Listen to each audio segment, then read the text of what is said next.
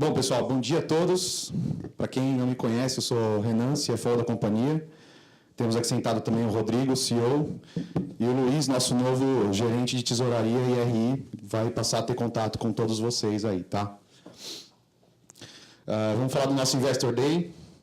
O primeiro, só na entrada aqui, para vocês que tiver curioso de saber, esse é um empreendimento nosso na Bahia, chamado Mar Azul. Ele fica um dos únicos próximos da praia aqui. A gente fez uma imagem bonitinha. Qual que é a agenda aqui hoje? A gente vai falar do desempenho operacional da companhia, depois a gente fala um pouco do desempenho financeiro e passamos pelas estratégias de mercado que basicamente são associadas à situação regulatória de funding do programa que a gente está vendo para frente, tá? E aí, em seguida, a gente abre para um Q&A aqui, que costuma ser amplo, ainda mais no momento que a gente está de final de ano, definição de novo governo. E aí tem bastante perguntas sobre isso, geralmente. Bom, desempenho operacional. Para recapitular, a Tenda é uma empresa de habitação popular que atua concentrada em regiões metropolitanas. Atualmente, nós estamos focados em 7 regiões metropolitanas. Olhando aqui desde o início do turnaround da companhia, nós começamos em 2013 a lançar um novo modelo de negócio em 6 regiões e, recentemente, nós adicionamos a região de Curitiba, que foi a nossa primeira expansão geográfica. Tá?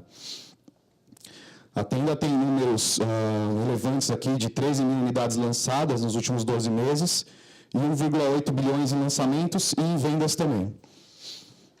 Comparando aqui com os nossos peers, nós somos a terceira maior companhia hoje em número de lançamentos, com 1,8 bilhões nos últimos 12 meses. Tá?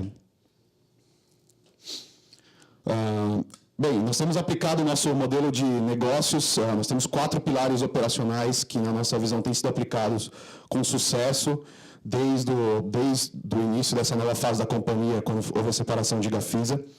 Esse modelo de negócios, para recapitular aqui, ele é galgado em 4 pilares.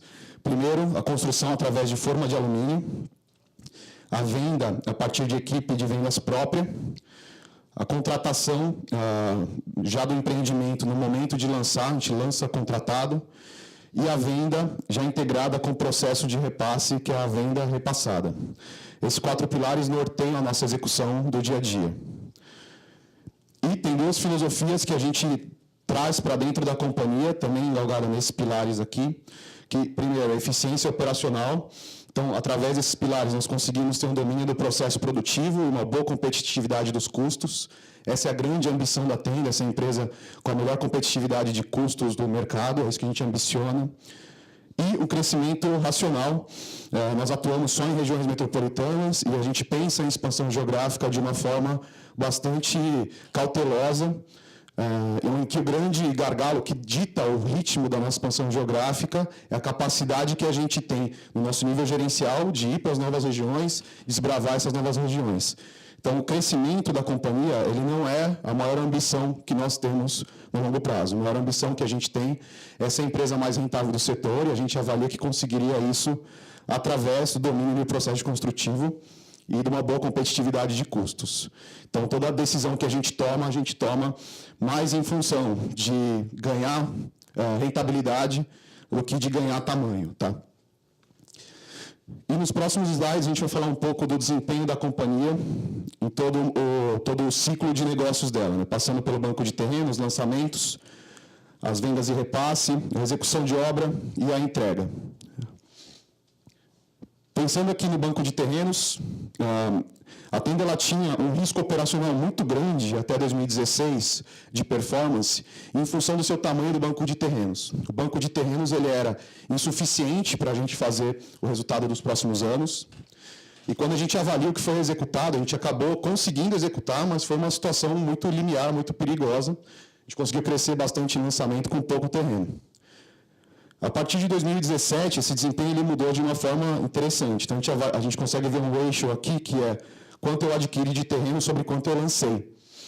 Em 2017 e também em 2018, a gente tem conseguido compor land bank, ou seja, eu tenho comprado mais terrenos do que lançado. Isso tem ajudado a gente a tirar esse risco da mesa.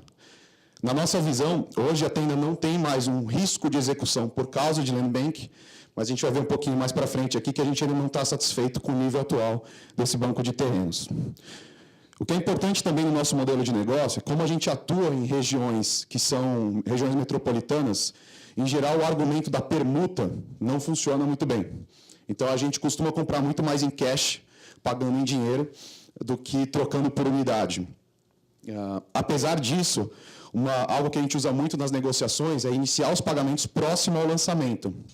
Então isso faz com que a gente consiga ter uma redução de capital empregado em terreno, mesmo nesse momento de boa aquisição de land bank.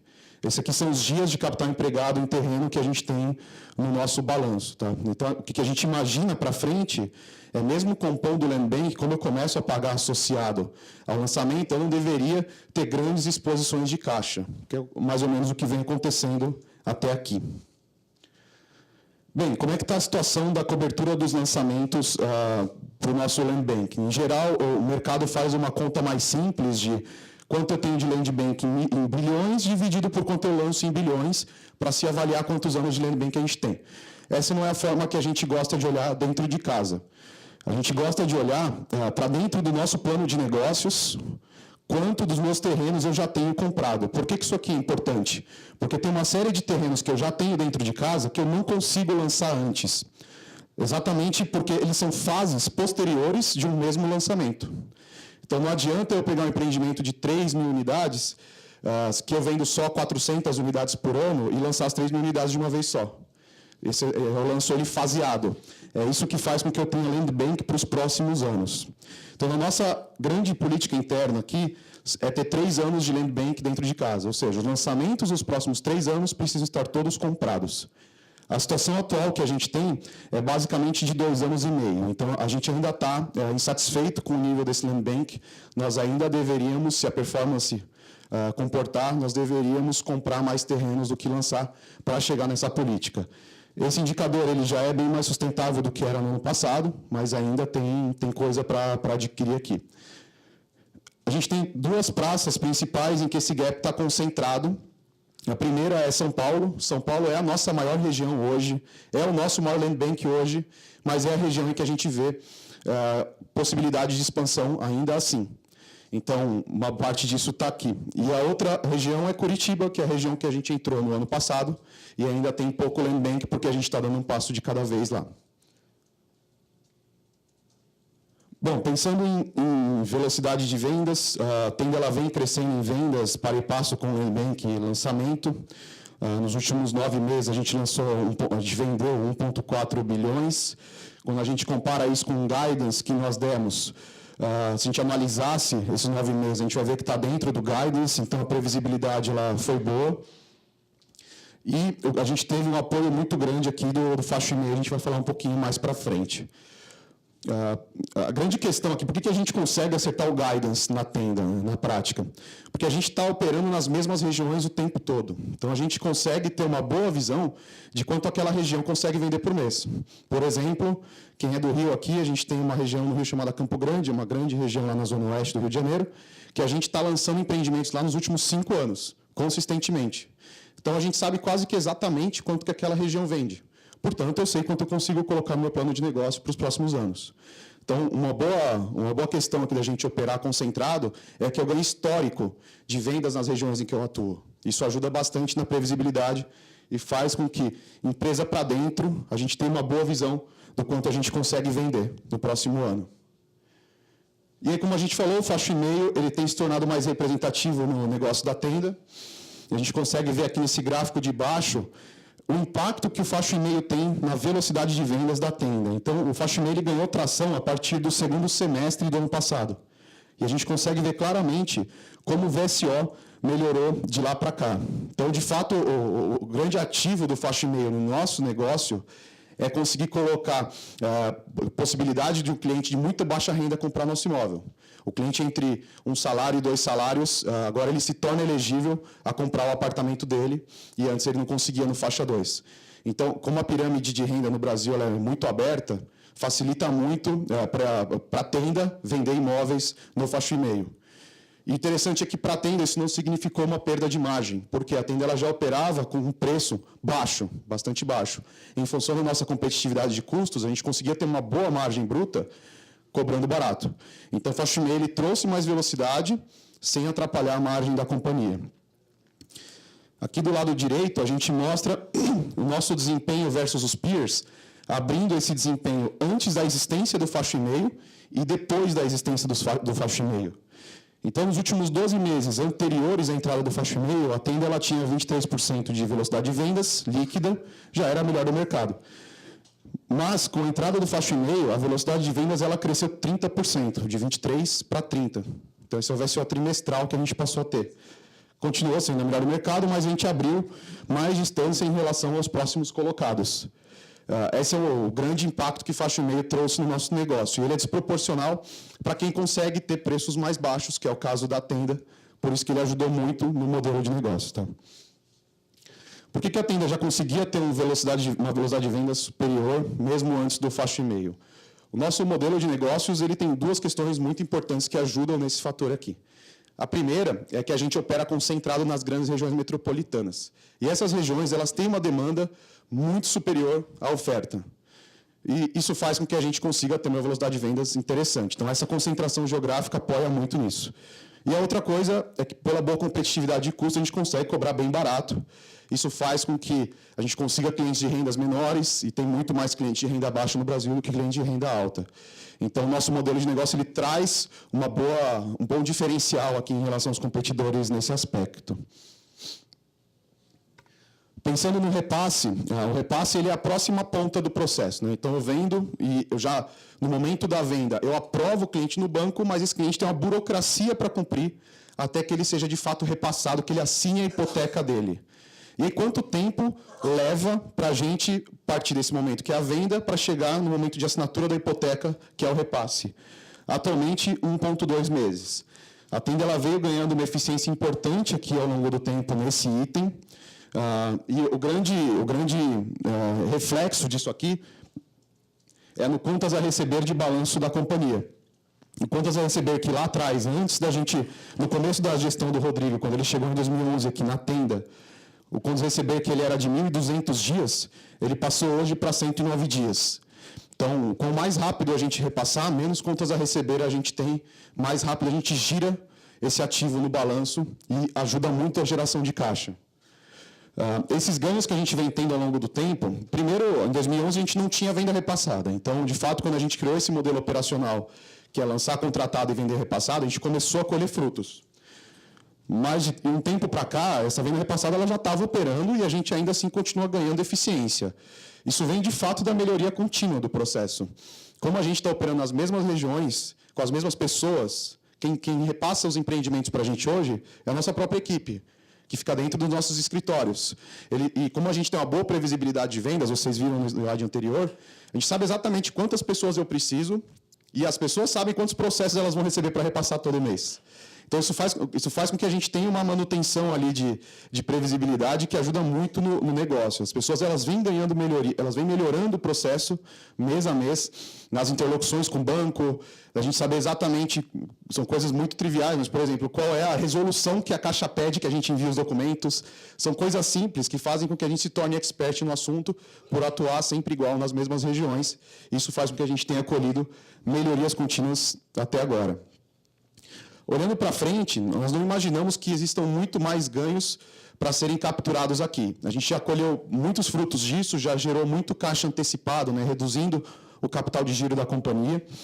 Mas olhando para frente, a gente avalia que o tempo ele já está próximo do mínimo, a não ser que tenha uma mudança tecnológica no processo, que a caixa se torne menos burocrática, mas hoje a gente entende que essa é uma burocracia necessária, dados os sistemas que a gente tem. Então, se não tiver nada diferente, a gente deveria ter uma estabilidade nesse aspecto. E um efeito colateral muito importante mesmo, de a gente conseguir repassar rápido, é ter um baixo nível de distrato sobre a venda. Então, desde o momento em que a gente implementou a venda repassada, que a gente teve uma redução sensível aqui no tempo de repasse, nós também percebemos uma redução sensível no percentual de distratos. Por quê? Porque depois que o cliente assina a hipoteca, ele não consegue mais cancelar o apartamento dele. Se ele quiser cancelar, a Caixa vai leiloar, o processo é outro, mas é a Caixa Econômica com o cliente, a Tenda não entra mais nessa relação. Então, o distrato ele acontece apenas entre a venda e o repasse. É muito pouco tempo para ele acontecer. Ele pode acontecer tanto por desistência do cliente, quanto pelo cliente capturar alguma restrição no Serasa ou no SPC ao longo desse processo. Então, quanto mais rápido você fizer, menos chance tem disso acontecer.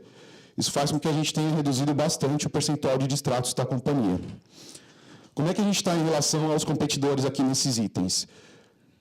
Primeiro, dias de contas a receber, né, olhando para o balanço e dividindo pela receita, nós temos 109 dias, é um bom indicador aqui, o melhor indicador do mercado também. E o percentual de distratos hoje está na casa de 9,5%. Aqui é importante notar que a Tenda não tem aquele tipo de venda em que eu só contabilizo quando eu repasso. Não é assim que a gente faz. A gente contabiliza na venda.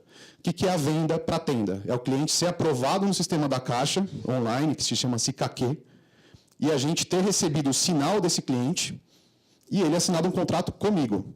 Essas são as prerrogativas para eu contabilizar a minha venda.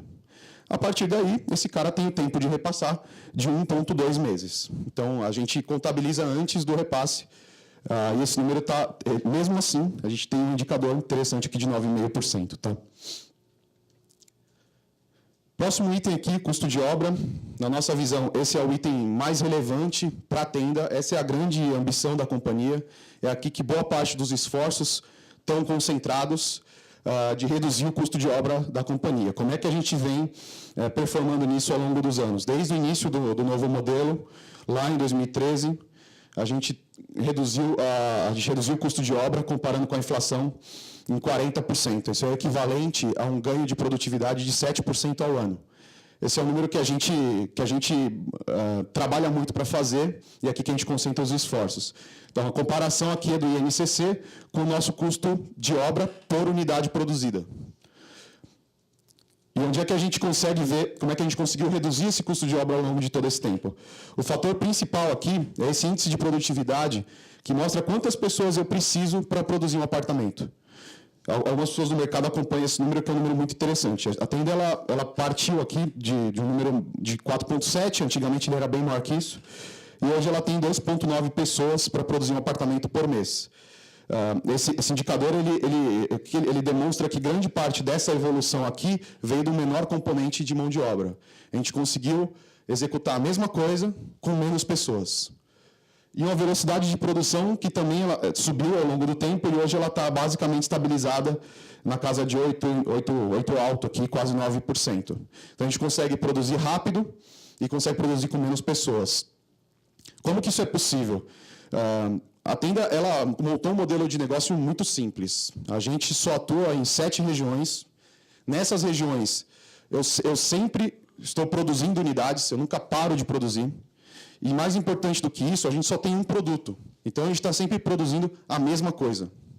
Isso faz com que a gente consiga ter ganhos de produtividade que podem não se pagar na primeira obra, mas elas se pagam na segunda, se pagam na terceira. Então, o fato de você ter uma continuidade produtiva permite que você consiga investir em melhorias de processo e colher os frutos disso. Isso é muito diferente de um outro modelo de negócio que você não tem continuidade. Se você produz um apartamento e você fica 6 meses sem produzir para depois voltar, você teve que demitir as pessoas, o apartamento que você vai produzir daqui 6 meses talvez nem seja igual ao primeiro, não dá para você colher esses frutos todos.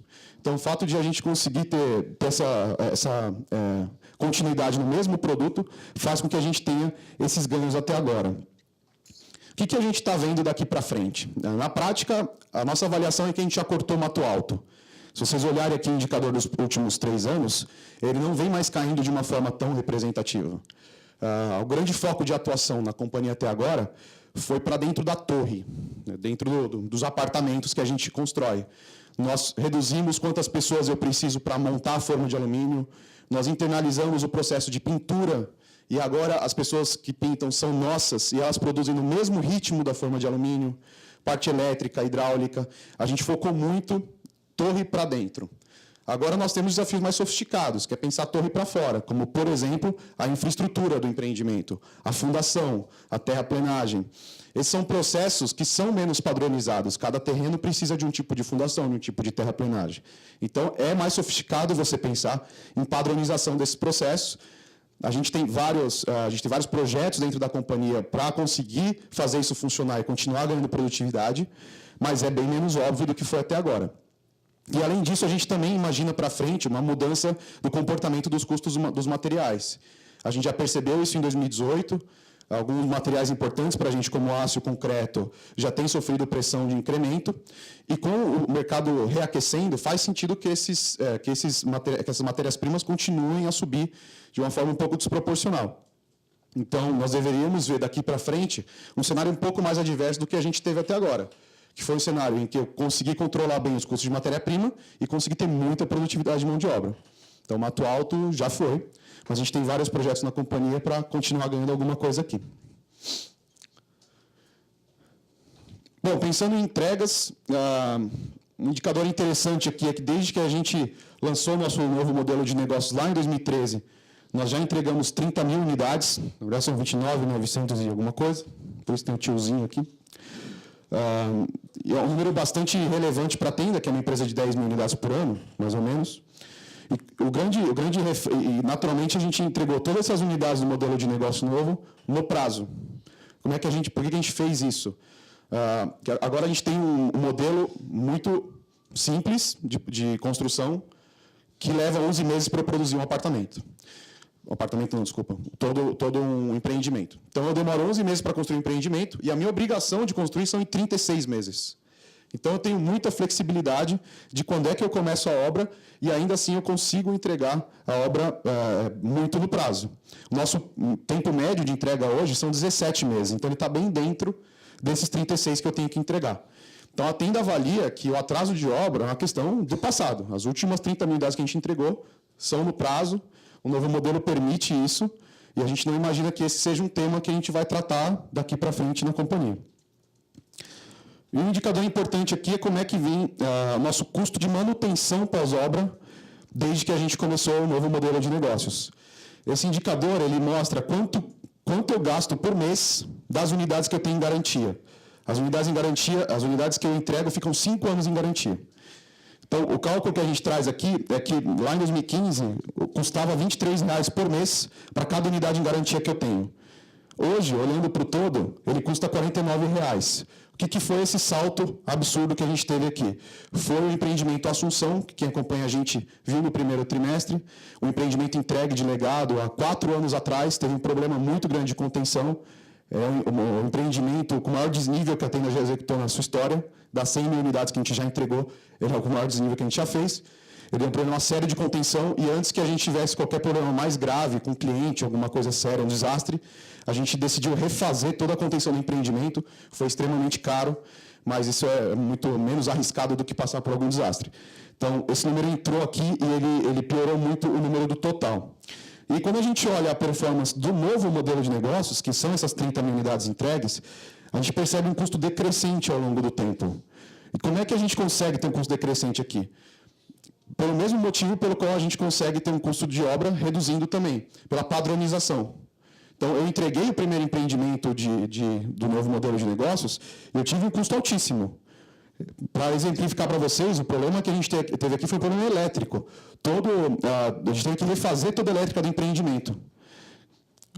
Claro, a gente refez isso e os próximos projetos eles já nasceram com esse problema mitigado. Como o processo é exatamente igual, a gente soube exatamente onde é que o problema aconteceu e a gente padronizou um novo modus operandi para não ter esse problema lá na frente. A gente nunca mais teve esse problema. Aí eu comecei a ter problema de infiltração perto das janelas.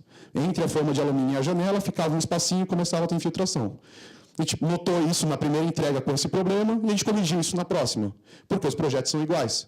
Então, isso faz com que a gente retroalimente todos os problemas que a gente tem de manutenção e eles reduzam o custo ao longo do tempo. Esse é mais um benefício da padronização do processo. Então, a gente imagina para frente ter um custo bem competitivo de manutenção também. Esse não é um número tão fácil de se comparar com o mercado.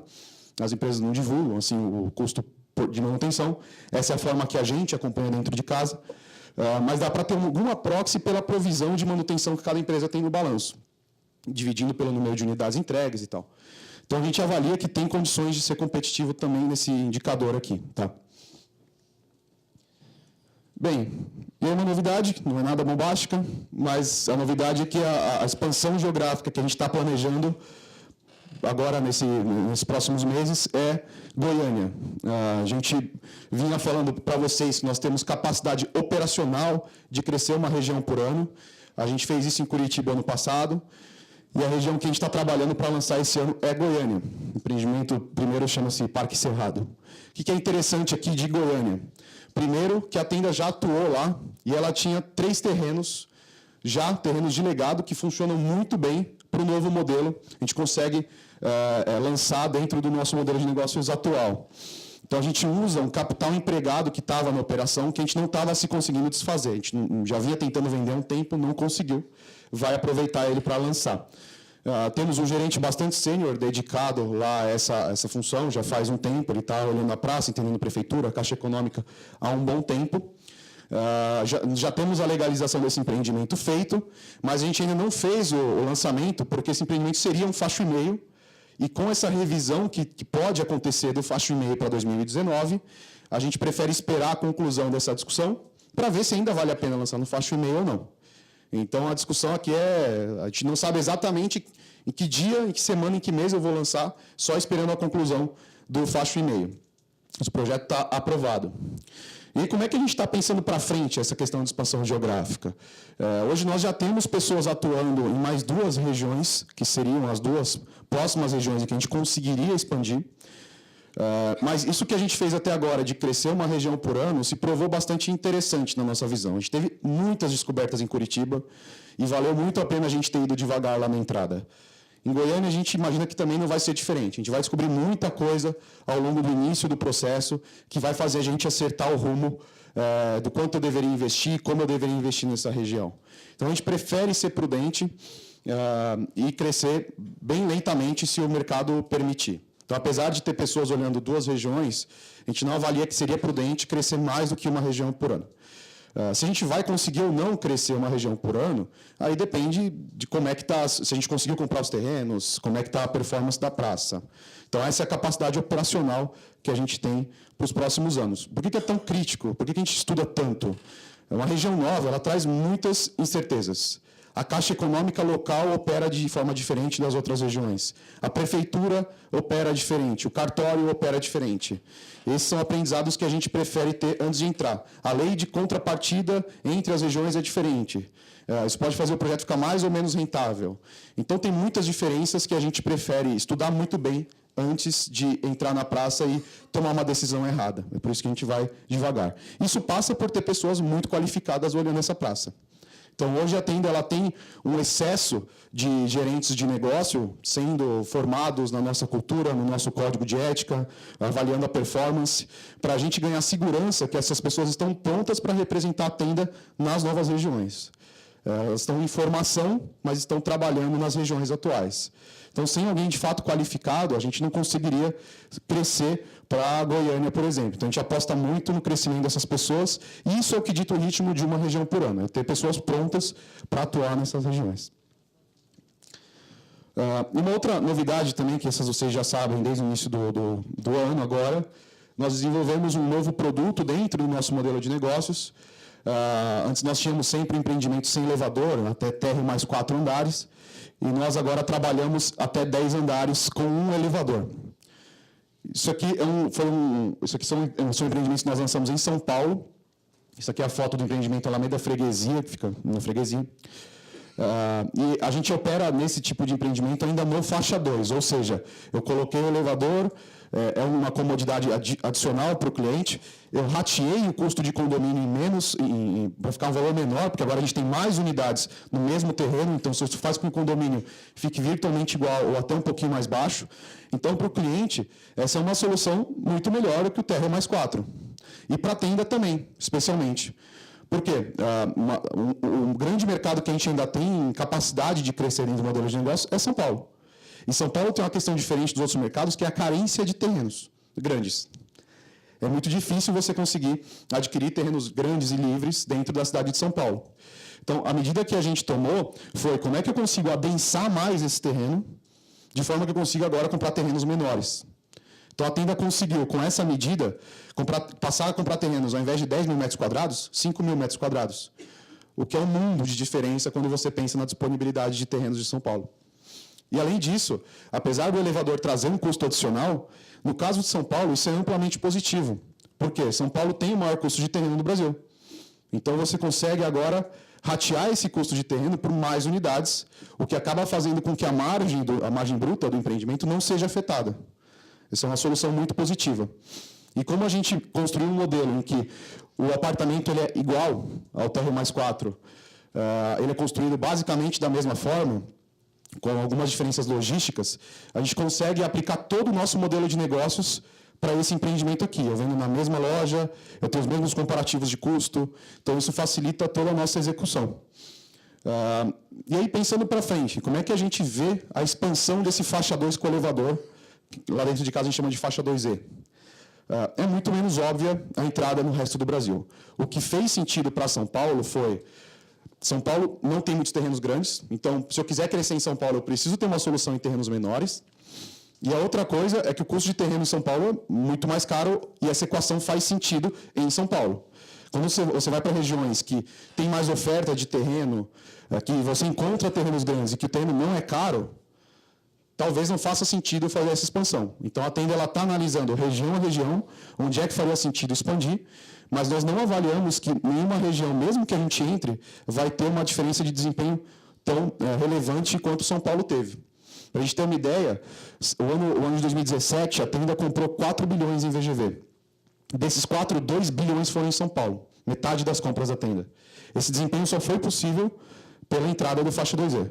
Então, essa aqui é a grande alavanca de crescimento que a gente tem na região mais rentável do país.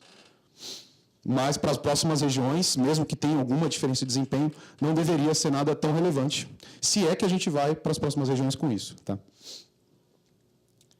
Bem, falando agora de desempenho, as fotos parecem todas iguais, né? Mas são empreendimentos diferentes. Tá? Essa é a ideia. Pensando agora no desempenho financeiro da companhia. A Tenda ela vem conseguindo aumentar a margem bruta ao longo do tempo. O grande motivo disso é, de fato, a gente conseguir reduzir o custo de construção em um momento em que a gente conseguiu manter os preços.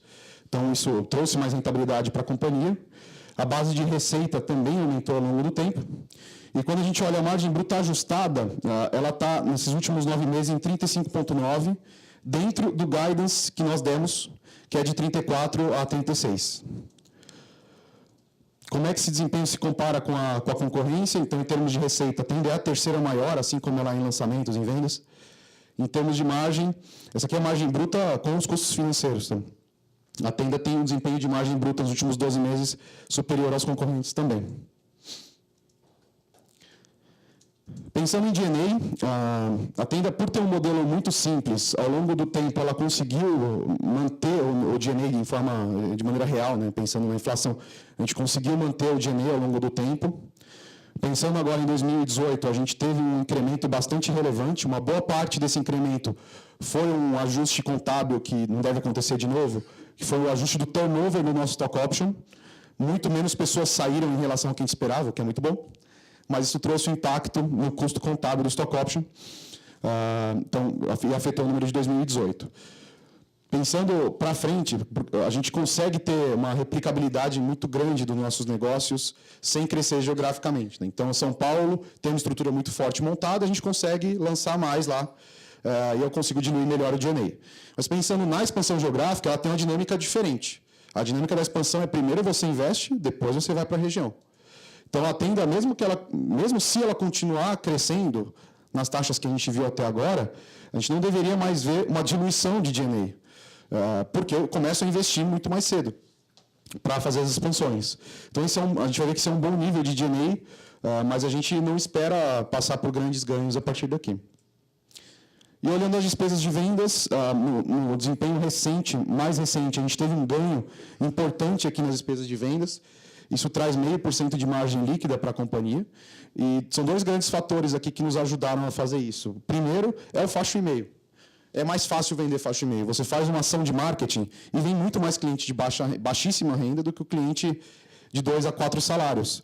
Então, fica mais barato para vender o mesmo número de unidades. E o segundo fator é um esforço que a Tenda tem começado a fazer dentro das iniciativas digitais. O marketing mudou ao longo desses anos. A Tenda está iniciando agora a reagir nesse aspecto. Hoje o nosso share de vendas online e offline, a gente imagina que pode mudar bastante e trazer novas alavancas para a companhia. Então, a nossa avaliação tem um ambiente aqui ainda não explorado, que está no nossos grandes projetos do ano que vem, que é explorar o marketing online para tornar essa venda mais barata olhando lá na frente. Hoje a gente não tem indício do quanto isso pode ser, mas a gente imagina que isso seja relevante. Como é que está o desempenho olhando contra a concorrência? No G&A a gente tem um desempenho, o terceiro melhor aqui, parecido com o MRV, e nas vendas, no desempenho de selling, a gente tem o desempenho aqui de ser o segundo melhor, muito próximo aqui da direcional, então desempenho competitivo. Bom, pensando em contingências, hoje as contingências da Tenda elas são uma das linhas que mais geram preocupação no mercado, né? Onde é que elas terminam, quão importante elas vão ser ao longo do tempo. E aí um indicador importante para a gente acompanhar aqui é o desempenho das contingências aberto entre o legado e o modelo atual de negócios. E o desempenho ele é absolutamente diferente. Então, esse gráfico aqui ele mostra os empreendimentos que eu entreguei a cada ano. Então, dos empreendimentos que eu entreguei em 2014, das unidades que eu entreguei em 2014, quantos por cento entraram com ação judicial? No modelo atual de negócio, 10%. No legado, 80%. Em 2015, foi absolutamente maior esse número aqui no legado. A gente teve 19% das ações judiciais das unidades que eu entreguei no modelo atual de negócio, 19% entraram com a ação, e das unidades que eu entreguei do legado, 126% entraram com a ação. Como é que isso aqui aconteceu? Né? Posso só te corrigir, Renan? Não é que 80% entraram com a ação. O número de ações representou 80% do número de unidades. Isso aí. Porque, por exemplo, a gente poderia ter ações trabalhistas ou atuações trabalhistas que não foram unidades que entraram, mas são ações que foram relativas àquele ano de entrega. Perfeito. Eu vi o pessoal anotando, só não manda relatório, isso não é problema. Boa correção. Então, como é que acontece, isso é exatamente o que o Rodrigo estava falando, como é que acontece esse número aqui de 2015? Além dos clientes entrarem com a ação, os funcionários da Tenda e dos empreiteiras terceiras que trabalham para a Tenda também entraram com a ação. Isso faz com que o número de ações seja maior do que o número de unidades que eu entreguei. Por que o novo modelo de negócio ele tem um desempenho tão diferente do legado? Porque nós temos dois grandes motivos de entrada de ação no legado que não existem mais no novo modelo de negócio. O primeiro é o atraso da obra. Todas as obras que eu entreguei do legado nos últimos 10 anos foram entregues com atraso. Um atraso médio de 2 anos. Então, isso faz com que os clientes acessem a justiça para conseguir um dano moral, ou a própria multa por atraso de obra majorada. E, em geral, o desempenho, eles ganham a ação, com razão. E o outro motivo era que a Tenda usava a empreiteira para todas as fases do processo de construção. E a Tenda ela não tinha um processo muito linear de construção, o que faz com que o empreiteiro não conseguisse se balancear na produção dele. E o empreiteiro trabalha com fluxo de caixa apertado, em geral. Isso fez com que alguns empreiteiros quebrassem e os funcionários da empreiteira entrassem contra a Tenda. Então, esses dois cenários eles não existem mais no modelo atual de negócios. A gente não atrasa mais obra e a gente não faz mais os empreiteiros quebrarem por ter a falta de previsibilidade de produção. Até porque boa parte hoje da nossa construção é feita com funcionários próprios. Então, a gente não passa mais por isso. Dessa forma, o desempenho fica bastante diferente. O que isso significa em números no nosso P&L? A gente tem um número bastante relevante de outras despesas no nosso P&L. 2017 sofreu um pico muito importante aqui.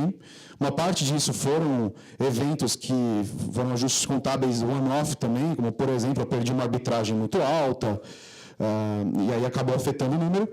Mas mesmo tirando esses efeitos, o número de 2017 teria sido na ordem de 60, 70 milhões de reais. É muita coisa. E olhando aqui os 9 meses de 2018, a gente está no patamar de 49 milhões, que é bastante alto. O que a gente vê daqui para frente? Nós esperamos redução.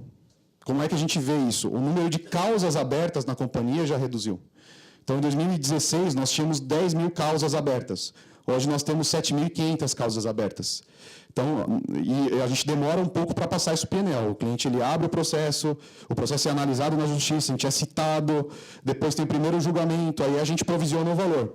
Então, demora um tempo até isso passar dentro do nosso PNL. Então, é de se esperar que um número menor de causas abertas vá trazer um número menor de contingência ao longo do tempo na companhia. Por outro lado, a gente não avalia que ela vai ser zero. a gente vê que os números de modelo atual de negócio também têm contingências. Elas são contingências muito menos onerosas, como o pós-obra, um problema de infiltração, ou então a cobrança indevida, porque o negativo cala muito rápido. São coisas menos óbvias. O repasse negado, que não é uma culpa minha, o banco acha que o cliente não tem score e ele não aprova o repasse. Então, são outros motivos que geram as contingências de legado, de novo modelo de negócios, que fazem com que o valor das causas seja muito inferior. Então, nós deveríamos ter, olhando para frente, sempre ter contingência. Todas as empresas no Brasil têm contingências, mas não nos níveis atuais. Como é que vem sendo o desempenho da Tenda nesse parâmetro? A gente tem hoje quase 4% da nossa receita sendo consumida por contingência nos últimos 12 meses. É bastante coisa.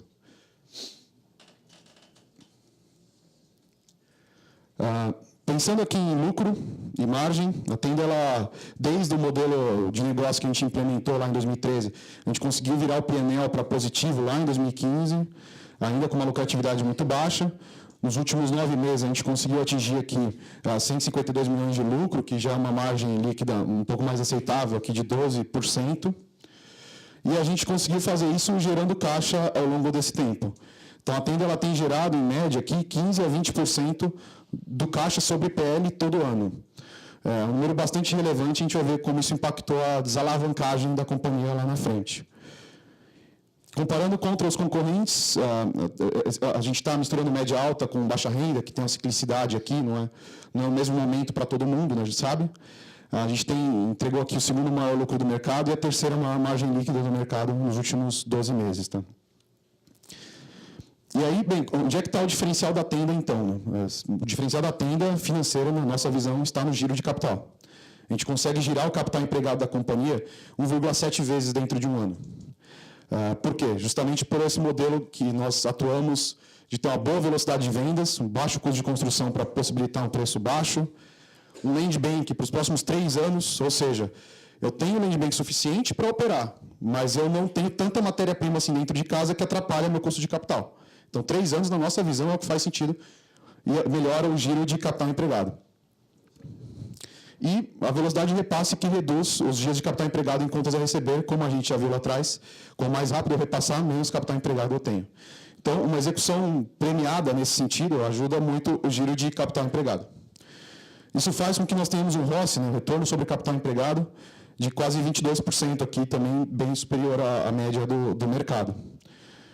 E aí, como a Tenda tem uma questão importante aqui de desalavancagem, hoje nós temos mais caixa do que dívida, o nosso ROI é de 16%, portanto, inferior ao ROCE. A gente vai falar um pouco aqui qual é a nossa perspectiva de dívida líquida sobre patrimônio lá na frente e como ele deveria fazer para equilibrar o ROI e o ROCE daqui a um tempo. E aí, pensando já nesse aspecto de desalavancagem. Então, hoje a situação da Tenda é uma desalavancagem de 25%. Isso significa que eu tenho 500 milhões de empréstimos com 800 milhões de caixa, o que me dá uma dívida líquida negativa de 300 milhões de reais. E o perfil dessa dívida, ele é um perfil de duration relativamente alto.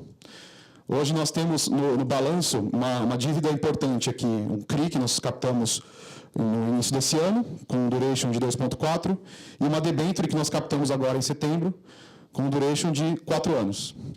E as amortizações previstas nessas dívidas, elas estão basicamente concentradas no longo prazo, a partir de 2021. Então, nos próximos 3 anos, a Tenda basicamente não tem o que amortizar. A gente está numa situação de conforto na estrutura de capital nesse aspecto. Bem, então, o que a gente espera fazer com esse dinheiro? A ideia, o que a gente passou nos últimos tempos, foi que a Tenda veio de um prejuízo acumulado muito alto, em função de todos os problemas que a gente teve na gestão anterior e até a gente encaixar o modelo de negócios. Nós só viramos o nosso prejuízo acumulado para lucro acumulado ao longo desse ano, no segundo trimestre desse ano. Então, só agora a gente está no horizonte de poder avaliar melhor como é que a gente distribui dinheiro para o acionista. E o que a gente já divulgou como política para o mercado, que a Tenda tem o objetivo de longo prazo de manter a alavancagem dela entre menos 10% e mais 10% de dívida líquida sobre PL. Por que a gente não é mais arrojado e coloca uma alavancagem maior aqui? 2 grandes fatores. Primeiro, o negócio da Tenda não tem tax shield. Hoje nós somos tributados pela receita, um percentual da receita, é a tributação especial chamada RET, são 4% de receita. Então, tanto faz se eu tenho despesa financeira ou não, eu não vou melhorar minha alíquota de imposto. E o segundo fator é que esse é um mercado cíclico. A gente já viu empresas, e inclusive a própria Tenda, sofrendo no passado por problemas operacionais de estar no mercado cíclico. E você está alavancado em mercado cíclico, em geral, é mais perigoso. Então, a gente não vê nenhum motivo para ser alavancado. Essa é a grande verdade. Então, a gente está operando com um nível de alavancagem entre menos 10 e mais 10, que é um nível seguro, mas a gente se colocou um limite. Porque, dado que a operação da Tenda é uma operação geradora de caixa, como vocês viram no último slide, se a gente simplesmente pagar o mínimo de dividendos, pode ser que a operação se torne cada vez mais caixa líquido. Então, a gente colocou um limite de trabalhar entre menos 10 e mais 10 para ter disciplina na estrutura de capital. O que isso significa? Que a gente agora consegue distribuir capital para os acionistas na medida em que eu tenho capital em excesso. Então, esse ano nós divulgamos, lá em abril, um programa de recompra de 113 milhões, que era basicamente toda a reserva que eu tinha até lá. Nós executamos esse programa como um todo, a um preço médio de R$ 25,00, e adquirimos 8,3% da companhia. E, mais recentemente, agora em novembro, depois da divulgação do balanço do terceiro trimestre, nós usamos os recursos adicionais que a gente obteve na reserva para fazer um novo programa de recompra de R$ 80 milhões. E aí, como a gente já tinha 8,3% da companhia, nós tivemos que cancelar um volume de ações para permitir que eu executasse esse programa de recompra.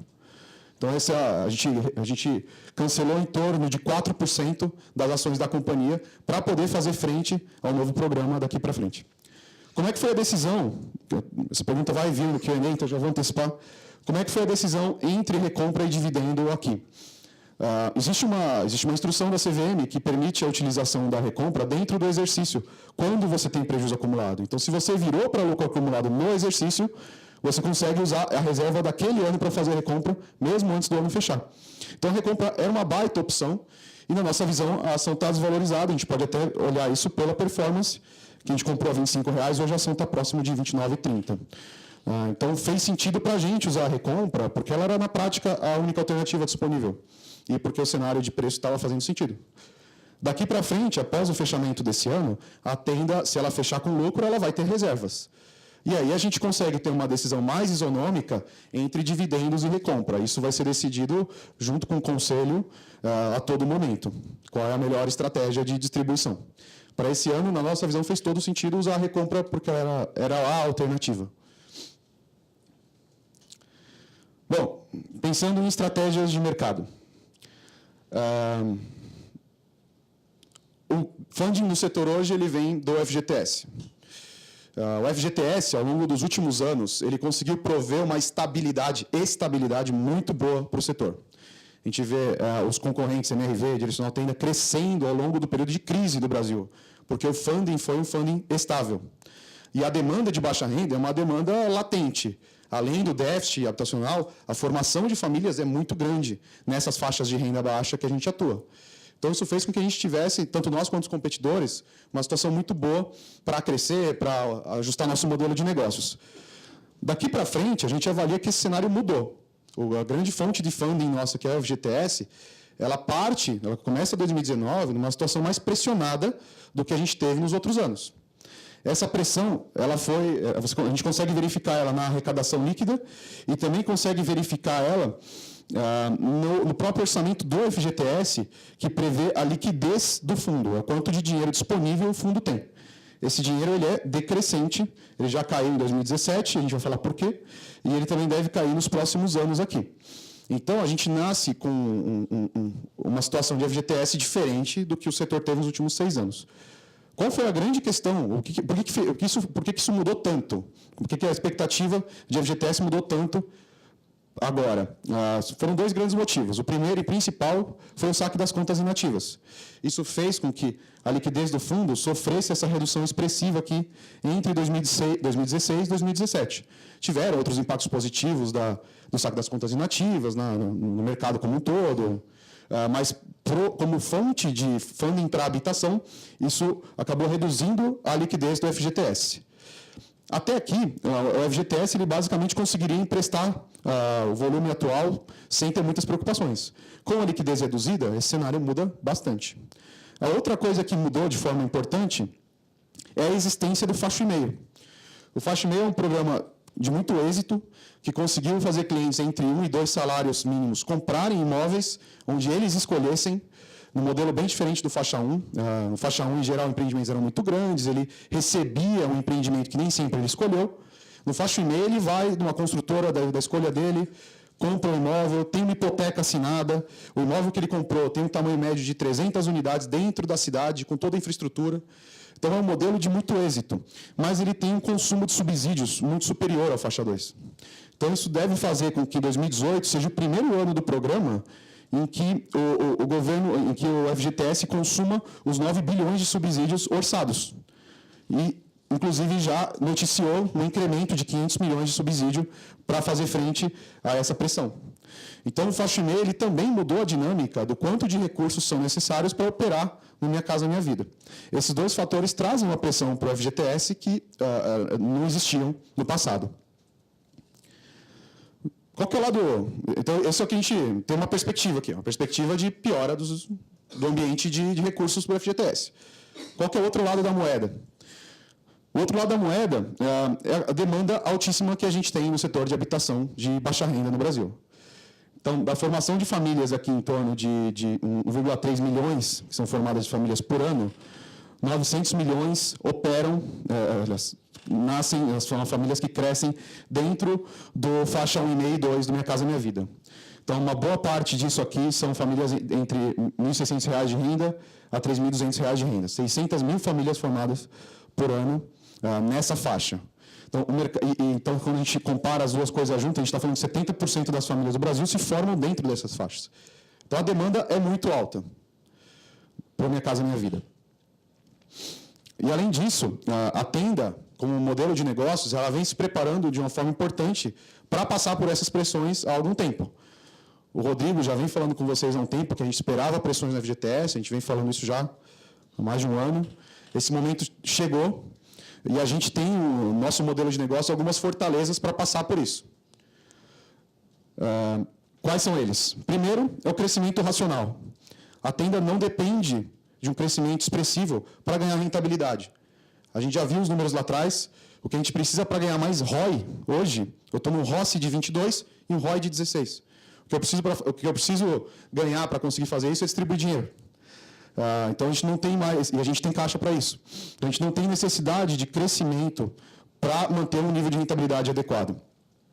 E a gente prevê crescer de uma forma racional, como a gente já falou. Se o mercado permitir, nós temos capacidade operacional de crescer uma região por ano, começando bem devagar, que foi como a gente começou em Curitiba, que é como a gente vai começar em Goiânia. Então, a gente não imagina que isso seja tão importante para a companhia. Isso é importante em um cenário em que o FGTS tem um teto de recursos, porque se você precisa crescer muito para ser rentável, você tem um risco adicional. Então, não é o caso da Tenda. A segunda coisa é a solidez financeira. A gente acabou de ver lá os dados de balanço, a Tenda ela tem uma situação de caixa segura, de desalavancagem de menos 25%, e, além disso, existe uma outra meta que é acompanhada hoje lá pela companhia e pelo conselho, que é qual é o caixa mínimo que eu tenho dentro da operação. A Tenda ela tem uma política interna de ter 3 meses de saída de caixa dentro da operação. Por que 3 meses? A gente não usa os 3 meses de forma recorrente no dia a dia. Só que os 3 meses são importantes para algum cenário em que os repasses se interrompem por algum problema com a caixa, ou se o funding do FGTS acaba antes do previsto, que é o que aconteceu esse ano, e aí os 3 meses fazem diferença. Então, a gente sempre tem um nível de caixa na companhia absolutamente maior do que o necessário para o dia a dia para fazer frente a isso. Nós somos bastante sólidos nesse sentido. E o terceiro é a eficiência operacional. Na nossa visão, uma das coisas que pode acontecer com o FGTS é que existam revisões de parâmetro nas curvas de subsídio, de taxa de juros, de qualquer parâmetro do Minha Casa Minha Vida. Inclusive, existem conversas em andamento por que vai ser as curvas de 2019. E aí, nesse cenário de mudança de curva de parâmetros do Minha Casa Minha Vida, isso pode fazer com que o preço de venda das empresas caia. Se de um dia para o outro eu tenho menos subsídio, pode ser que eu tenha que reduzir meu preço. E aí, nessa lógica, para a gente faz muito sentido ser um player muito competitivo em custos. É por isso que a gente tem essa ambição tão grande. Então, conforme a gente se torna mais competitivo e todas as empresas têm que reduzir seus preços, as empresas que menos vão sofrer são aquelas que têm mais margem para reduzir sua rentabilidade. E aí, como é que está a rentabilidade da Tenda hoje?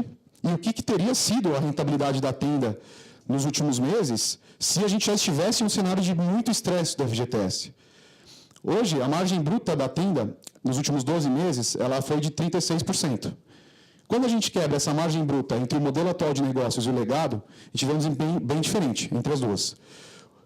O modelo atual de negócios entregou 40% de margem bruta e o legado entregou menos 37% de margem bruta. De onde veio isso aqui? Basicamente de um impairment de um terreno antigo, lá em Belém do Pará, que nós tivemos que fazer esse ano por ser uma praça em que nós decidimos com o Conselho que não iremos mais expandir.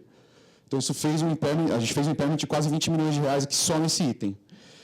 Então, partindo aqui do modelo de negócio atual de 40%, quanto teria sido a rentabilidade da Tenda se os parâmetros de FGTS fossem baixados sensivelmente e tivessem impacto no meu preço? Na prática, a gente está falando de reduzir a margem bruta para algo como 33%. Essa aqui é a simulação que a gente fez. Ou seja, mesmo num cenário de redução, ainda a gente teria bastante condições de suportar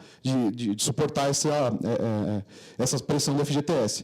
Isso faria com que o nosso retorno, que hoje está 22,5%, e quando a gente quebra só o modelo atual de negócio, foi de 42%, ficasse dentro da casa de 16%. Ou seja, cairia bastante o retorno em relação ao que a gente vem apresentando, mas ainda é um retorno que provavelmente fica acima do custo de capital. Então, as empresas que conseguiriam reduzir o seu retorno e ainda assim manter um nível de rentabilidade interessante, são aquelas que são competitivas em custos. É por isso que para a gente é tão importante montar todo o nosso modelo de negócios para conseguir reduzir custos de construção e ser a empresa que cobra mais barato do mercado. Essa é a nossa grande ambição. E, bem, é isso. Acabou a apresentação. Agora a gente parte para a parte animada, que é o Q&A. Obrigado a todos aí.